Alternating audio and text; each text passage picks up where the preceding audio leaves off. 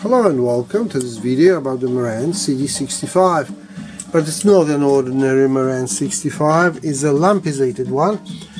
I asked a local tube guru, Mr. Stephan Kissling, to build and fit this output stage, and he did. And this is on Soviet or Russian microtube OTK-15. Now this is a military tube. And in military, obviously in field devices you want to limit the usage of current, but so in CD players you would want to limit amount of heat. And Lampizated endorsed those tubes, and he used them in some of his work, and according to him they sound just as well as the full-size ones, or the best of full-size ones, but one or two.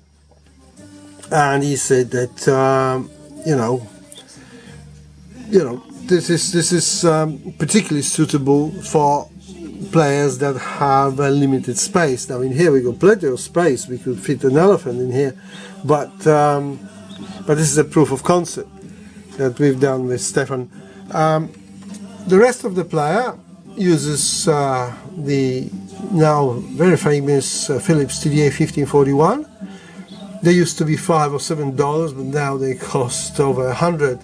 And single or double crowns that used to be $100 now go into hundreds, like $300, $400, $500. So it has a good, pedigree. And mechanism here is a Philips CDM-2, which is a frictionless magnetic swing arm unit.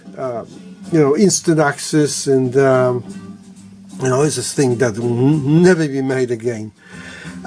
My work on this unit was to recap it. It had plenty of those Philips 47 micro axial capacitors that are just renowned for being leaky.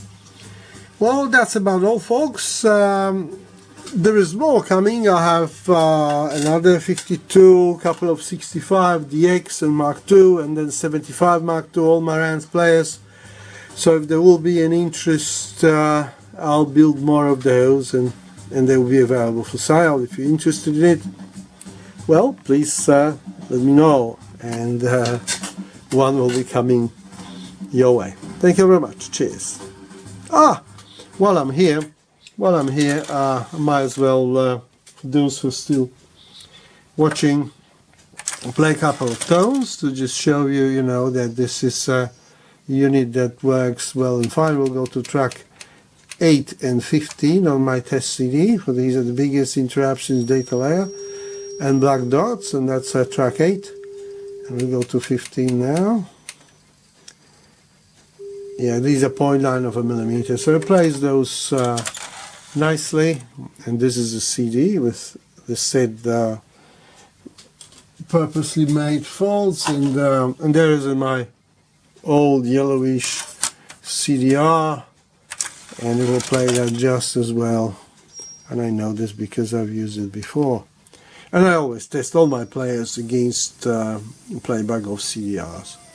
So as you see, you can jump to tracks and all that. Well, thank you very much, and till the next one. Bye bye.